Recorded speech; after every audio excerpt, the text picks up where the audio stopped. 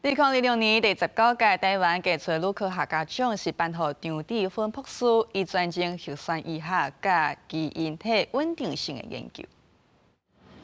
2026年台灣傑出女科學家獎最高榮譽，台大醫學院分子醫學研究所講座教授張智芬歡喜贏取傑出獎獎座，專精血栓醫學甲基因體穩定性。伊佇台大生殖血栓藥物中心，伊講過程真辛苦，風震動，有一種滿足感。我們的面向不是只有在癌症，也有在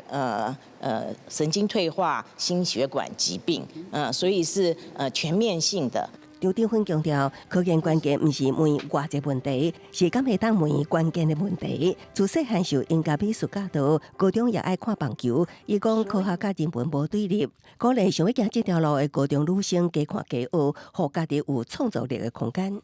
不要把自己全部都填滿，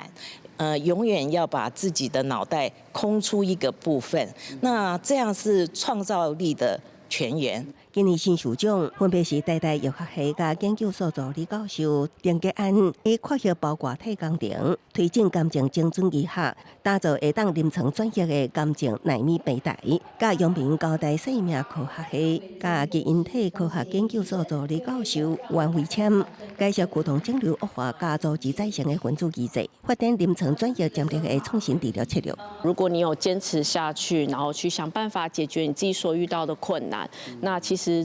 終究你會得到甜美果實。這個肯定真的是非常非常的大。那不瞞各位所說，今年其實是我第2次申請，2度挑戰才拿到哦。吳建雄學術基金會執行長林明水形容教育部統計指出，大學主修科學科技的女學生，10多年來已經成長到35.7%。獲獎的女科學家，讓少年的查某囡仔看到典範甲目標，會當勇敢去對夢。記者綜合報道。